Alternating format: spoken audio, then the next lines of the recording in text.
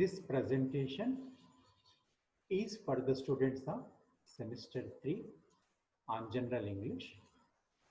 This is MD.JALEEL, Assistant Professor of English, Department of English, Tara Government College, Autonomous, Sangareddy.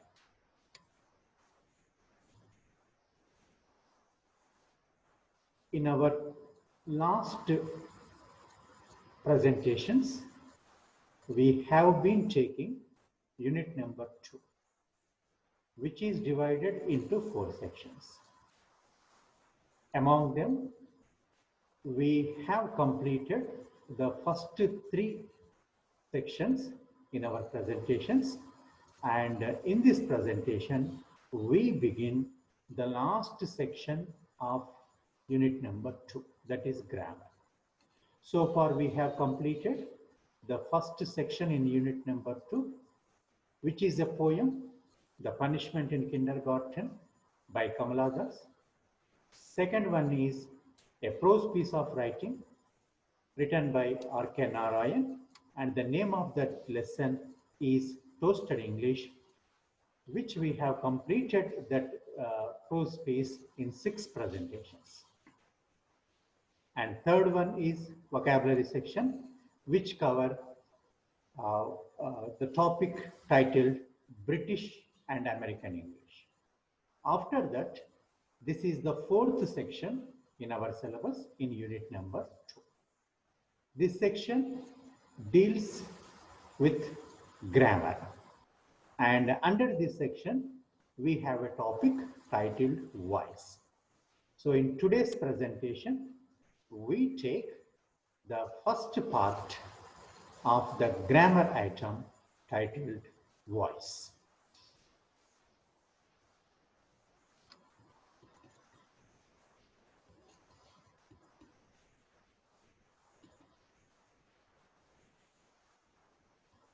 When we completed our presentations in the essay, in the lesson, Toasted English, R.K. Narayan said that in America, they have freed the language from the tyranny of the passive voice.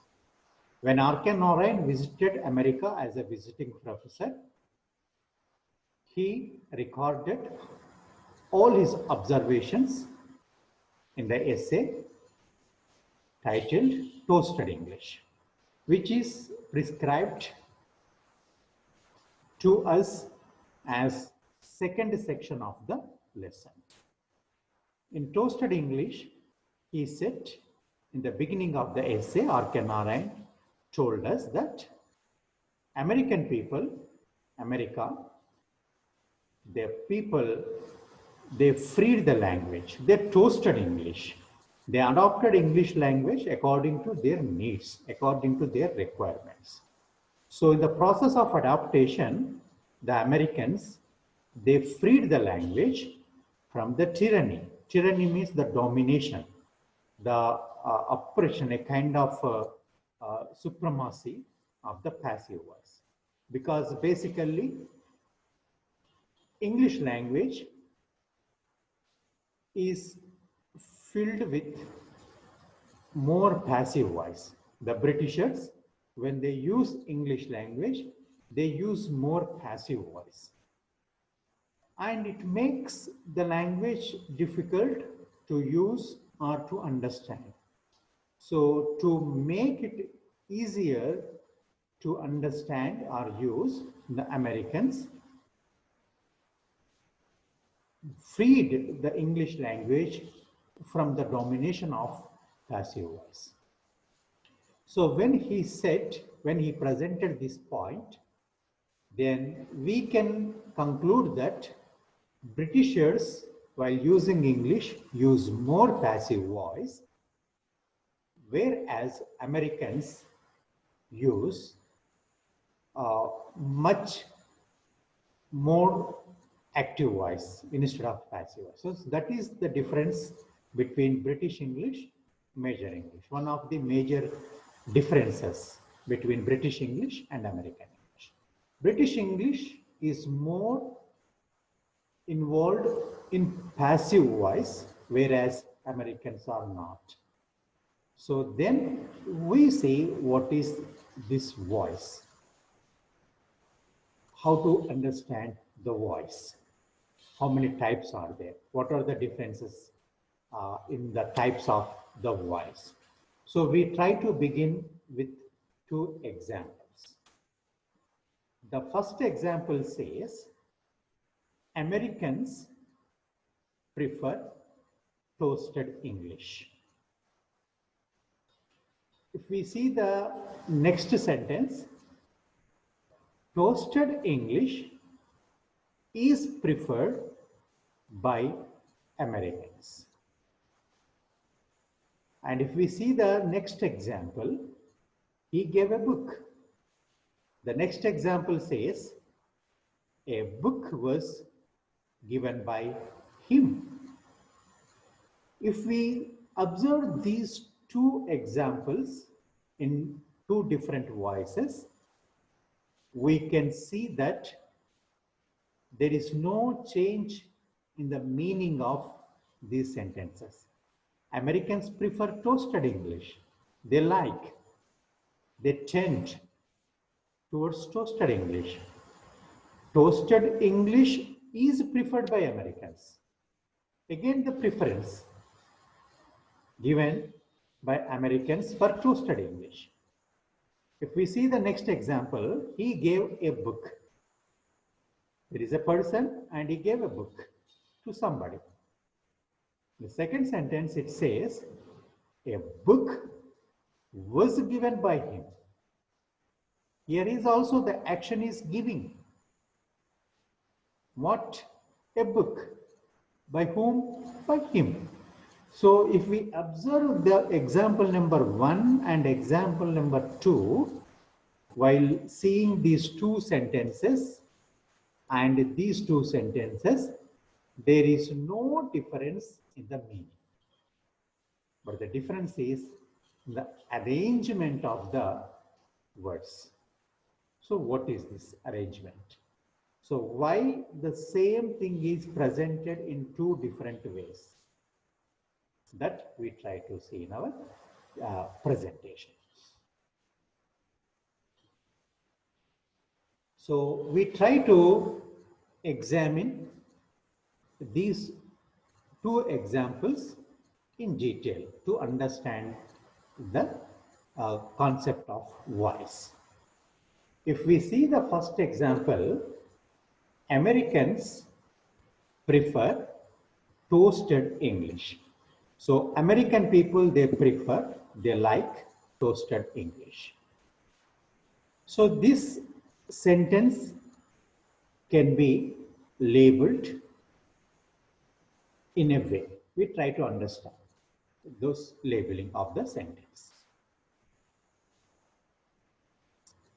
In the sentence, the word prefer, preferring something, is an action. So this word is verb. And this action, preferring, is done by somebody. So who are preferring? The Americans are preferring.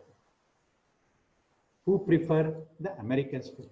So who are doing the action are called the subject. So here, who are the subject? Americans are the subject. Then the Americans prefer what? What is their preference? On what they are preferring? Americans prefer toasted English. So the verb, the action prefer, the verb is acting on the word toasted English. So here the toasted English is called as an object. So to tell in a simple way, verb in a sentence tells about the action. And the word which do that action are called subject. and on what the action is taking place is called an object. So in the sentence, the action is preferred, so it is verb. And the doer of the action are subject. Here the subject is Americans, and on what the action is taking place is object. So toasted English is object. So once we understand this difference, identifying the verb, subject and object of a sentence, we can understand the the concept of voice. So in the above sentence, subject, Americans, is doing something and is thus active. So this sentence this sentence can be called as an active sentence. It is in active voice. The verb is active verb because here the action is done by the subject. So the sentences in which the subject to do some action, they can be called as active sentences. Look at this, the next one. Toasted English is preferred by Americans. So here, what is the action in the sentence?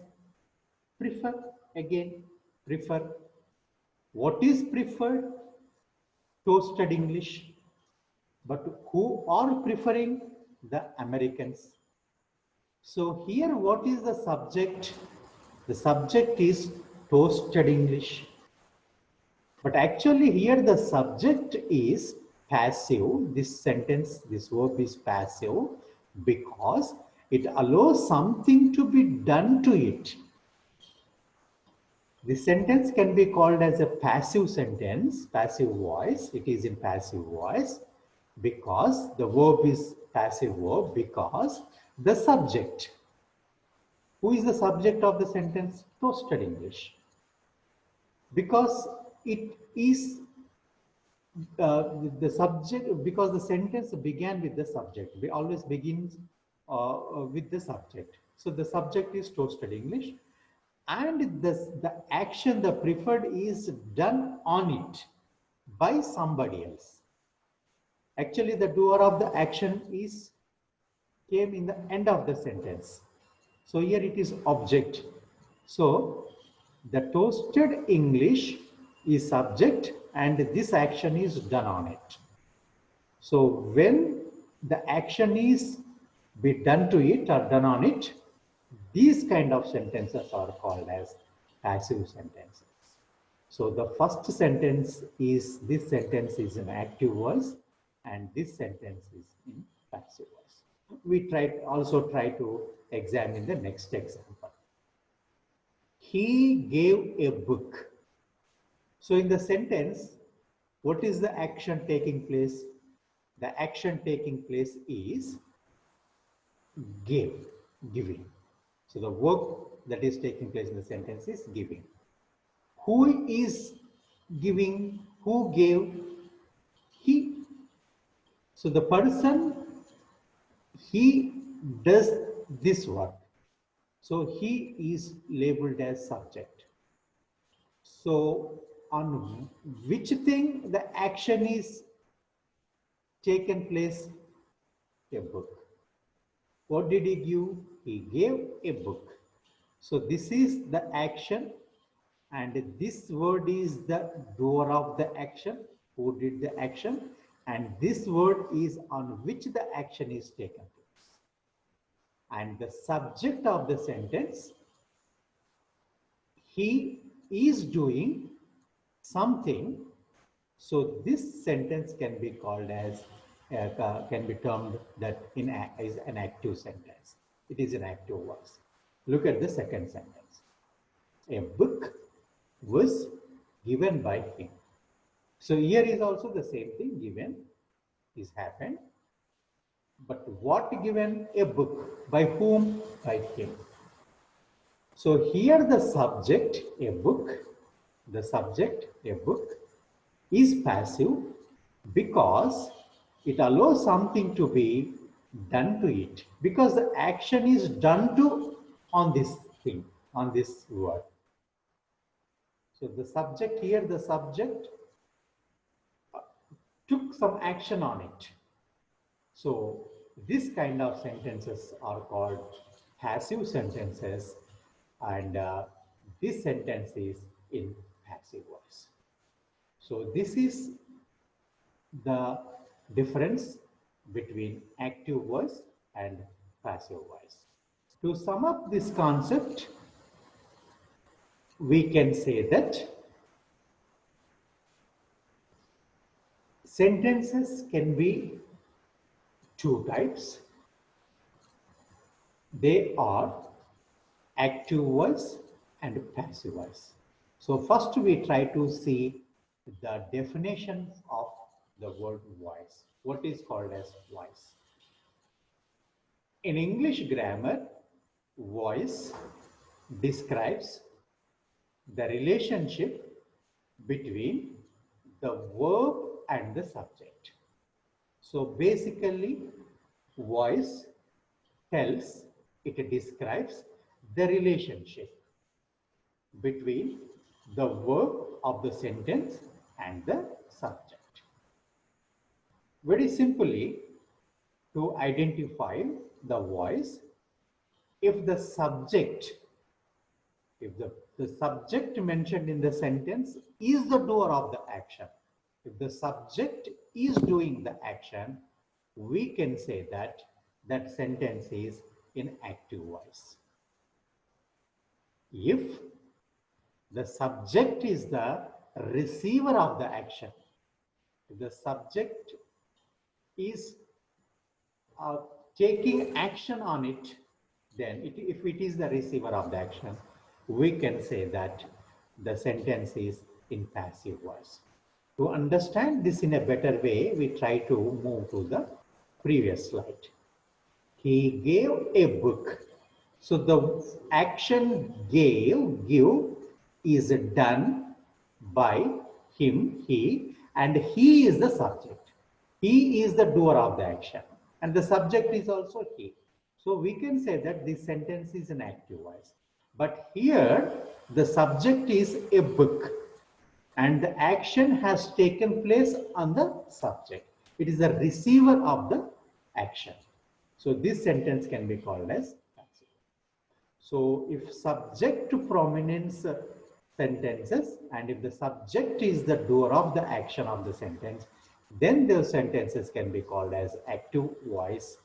And if the object, the receiver, on which, if the action takes place on the subject, and if it is the receiver of the action, those sentences can be called as passive voice.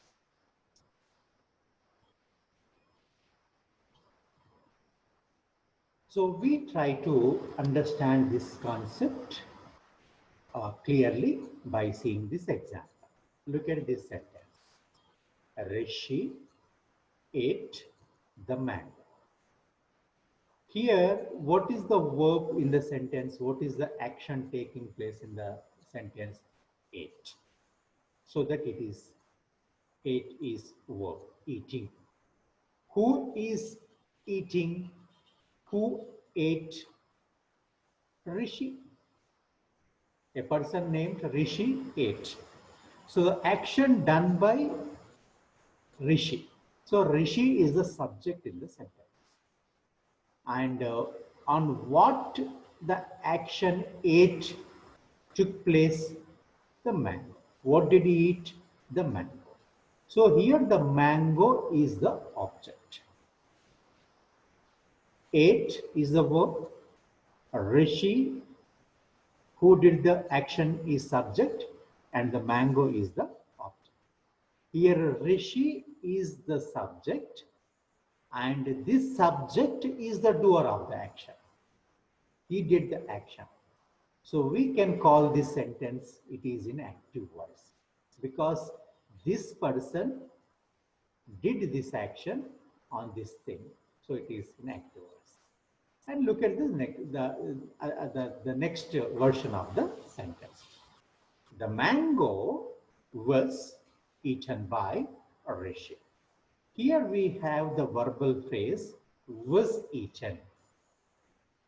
But the subject here is the mango. Is the mango doer of the action in the sentence? No. The action is done on the mango. It is the receiver of the action. Actually, this action is done by Rishi, this person. So here the subject is not doer of the action, but it is the receiver of the action on which the action has taken place.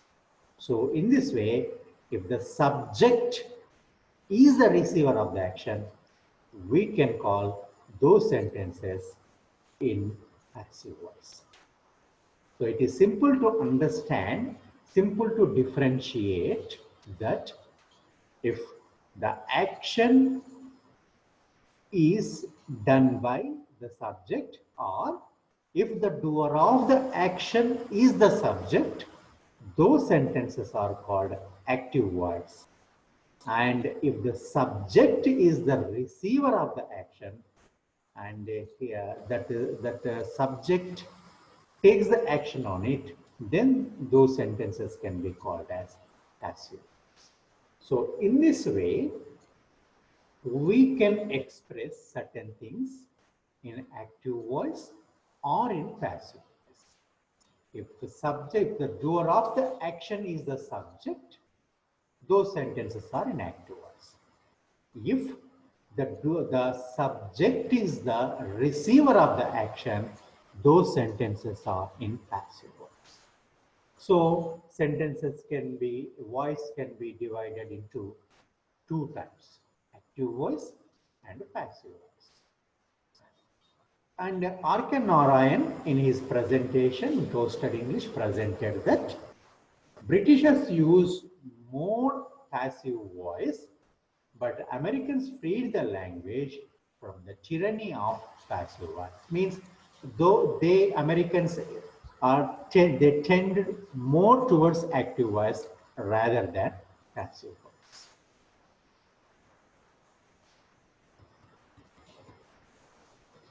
So first we try to take active voice in voice. By this time we know that what is called an active voice, which sentences are termed as inactive voice. In active voice, the verb will be an active verb. And if the subject of the sentence is the doer of the action, those sentences are called in active voice.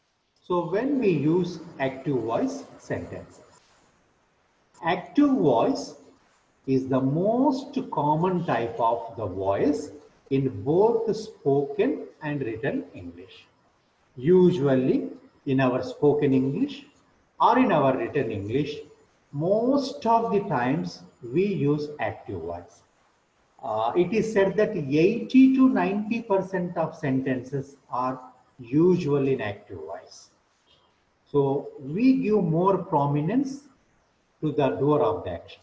And the doer of the action will be the subject of that sentence.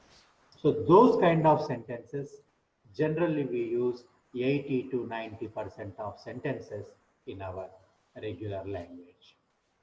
So that this active voice is considered, it is also called as default voice. Means because among 100 sentences, 80 to 90% of sentences are in active voice. So that it is called as a default voice, considered as a default voice. Because most of the times you get active voice. We use active voice. So it is a default voice. Because, one more advantage while using active voice is, active voice is more preferable. It is generally said that active voice is more preferable. Even R.K. Narayan also in his article says that Americans use very simple words on their signboards, and they prefer to use active voice. Whereas trespassing prohibited, which is in passive voice, Americans simply say newly planted don't walk. So in this way, active voice is much more direct, and it has two advantages in using active voice. The first one is we make use of fewer words. So the number of words that we are using in active voice are less than comparing to passive voice. So the number of words are lesser in active voice than passive voice. So that is one advantage. So that we can prefer active voice more rather than passive voice. And the second advantage is that active voice states who is performing the action. So who is doing the action? Who is the doer of the action will be clearly indicated in active voice. The doer of the action comes as the subject of the sentence. So because of these two advantages, we think we can assume that active voice is more preferable to use in our spoken and written language. The first reason is it uses fewer words, and the second one is it states who is doing the action. And where we use active voice. So what is the usage of active voice? In what occasions, what conditions, what situations we use active voice? Active voice can be used when there is no direct object. If there is no object is present in the sentence and only subject and verb is there, and no direct object is mentioned on what the action is taking place is not directly mentioned in the sentence, then in that kind of sentences, since the absence of direct object or object, we are compelled to use active voice, because we cannot begin the sentences with in passive voice. We cannot use passive voice because there is no clear mention of objects, receiver of the action. So that in those cases, we are compelled to use active voice. For example, look at these two sentences. The singer performed for an hour. We left immediately after the concert. Look at these two sentences. The singer performed for an hour. What is the action in the sentence? What is the verb in the sentence? The verb is performed, perform. Who performed? The singer. The singer performed. So the singer is the doer of the action, and it is the subject of the sentence. On what the singer performed? There is no object. There is performance continued for an hour. That's it. The time is mentioned. The complement is given, but on what the subject did the action is not mentioned. So there is no direct object present in the sentence. So in this case, in such case, we are compelled to use the active voice, because the doer of the action should be mentioned as the subject of the sentence.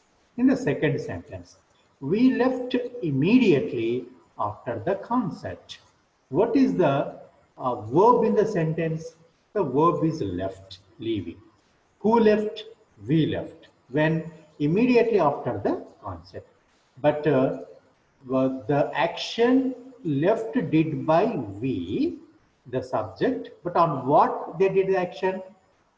There is no mention of object. Object is not present in the sentence. So in this sentence, we are compelled to use this sentence in active voice. So in this way, active voice can be used when there is no mention of object, direct object. Only subject and verb have the prominence. Then we have to use active voice. And there is one more kind of usage for active voice. That is, the active voice can be used when the agent means here doer of the action is important. If we want to give more importance, more prominence to the doer of the action, to the subject should be the doer of the action, because the doer of the action is important in the sentence. In such cases also, we use active voice. For example, look at these three examples. First one, Tagore received the Nobel Prize in 1939. So here the verb is received. Who received? Tagore. What the Nobel Prize when in 1913. But here the prominence is on Tagore. Tagore received the Nobel Prize. So we want to give more importance to the doer of the action. And here the doer of the action is Tagore. That is the subject. So we use active voice. A doctor saved the patient. The second sentence.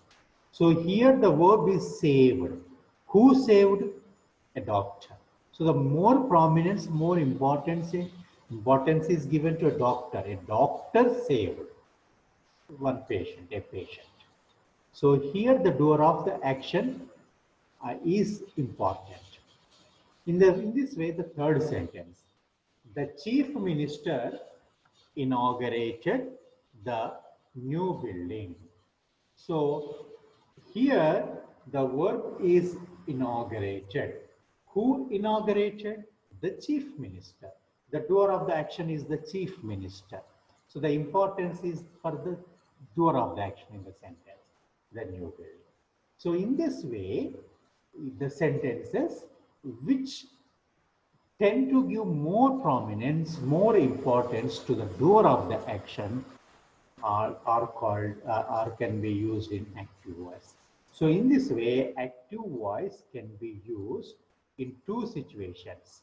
The first one is if there is no direct mention of direct object, if there is the absence of object, in those conditions, we can use active voice.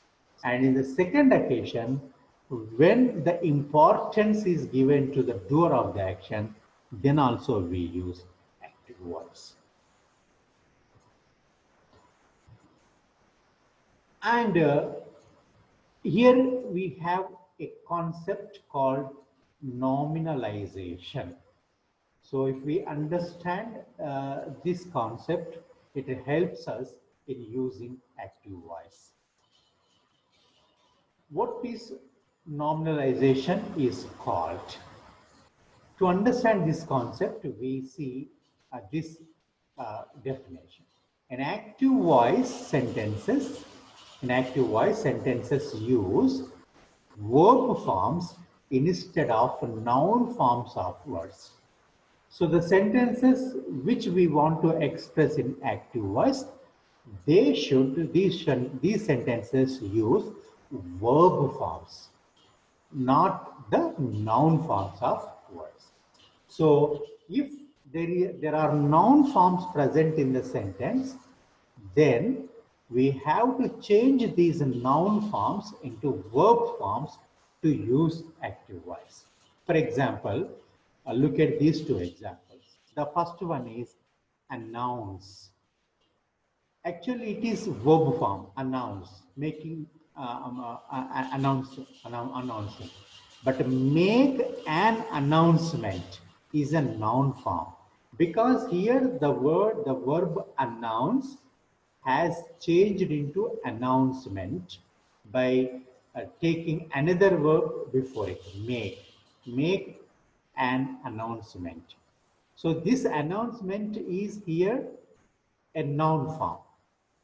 And in this way, the second example is permitted, is verb, but its noun form is granted permission. So here permitted has taken as a noun form by converting itself into the word permission. So granted permission is needed for the verb form permitted. So with these noun forms, we cannot use active voice. So to use active voices, we should change these noun forms into verb forms.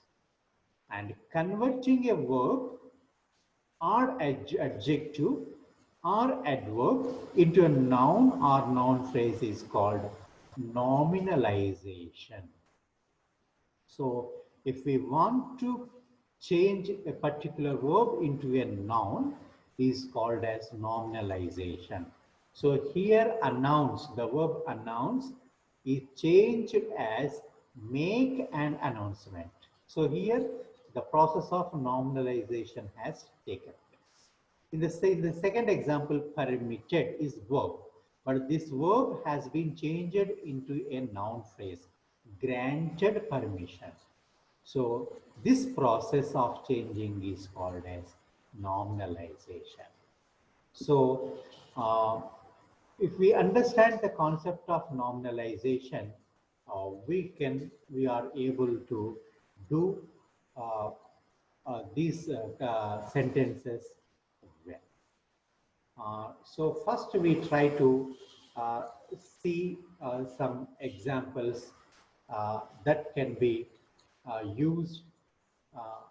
We can use them into active voice, and how can we make them use of into as active voice. For example, look at these 5 sentences. They only made a translation of previous studies. So this sentence are in noun forms. They used the noun forms.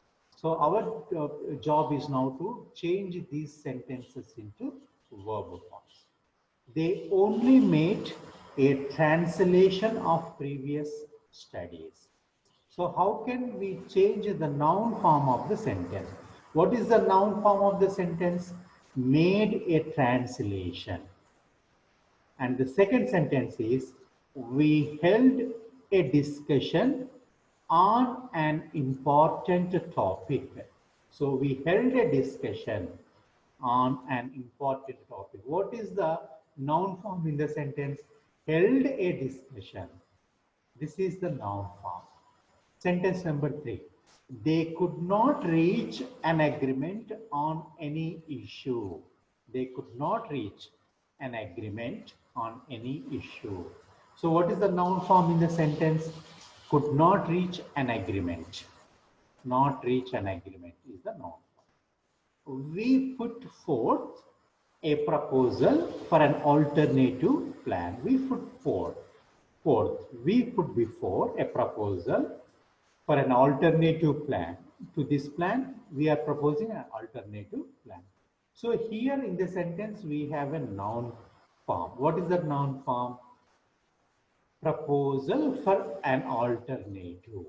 So this is the proposal for an alternative is the noun form. The fifth sentence. The police conducted an investigation into the matter. So the police they have conducted an investigation into the matter. So what is the noun form in the sentence? Conducted an investigation is the noun form. So to convert these sentences, these noun forms into verb form, what will be the right answer? How can we change them? Instead of saying made a translation, we can say they only translated. Made a translation is a noun form, and it can be changed into verb form by saying they only translated. And in the previous sentence, uh, we saw we held a discussion. Instead of saying held discussion, it is a noun form. We can convert it to as we discussed. Held a discussion becomes we discussed. And in the previous example, we said they could not reach an agreement. They could not reach an agreement. Instead of that, we can say They could not agree on any issue, could not agree. Reach an agreement may become as not agree. And we put forth an alternate, we put forth a proposal for an alternative plan becomes as, it, by changing it into verb form, we can say we proposed an alternative, put forth a proposal. Instead of that, we can say we proposed. So in the last one, we saw the sentence, the police conducted an investigation into the matter. So instead of saying conducted an investigation, we can say the police investigated the matter, conducted an investigation. Instead of that, we can say the police investigated the matter.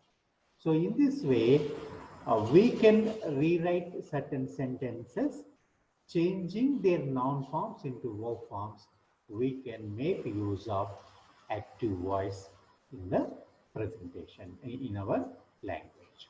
So in this way, we can use most of the times active voice in our use of language, that makes uh, advantages while using the language. To sum up the presentation, uh, so far we can say that sentences can be present in English in active voice or in passive voice. And nearly 80 to 90% of our sentences are in active voice. And active voice can be used because we can make use of fewer words, less number of words, and we can also give more importance to the doer of the action in active voice. So what is an active voice? Active voice is nothing but if the subject of the sentence is the doer of the action, those sentences can be called as active sentences. The verbs can be termed as active verbs. So those sentences are in active voice. If the doer of the action is the subject, they are in active voice. And if the receiver of the action are the subject, they can be called as in passive. So with this, we conclude here, and in our next presentations, we try to take some more examples on active voice, and also we try to begin the passive. So I thank all for listening the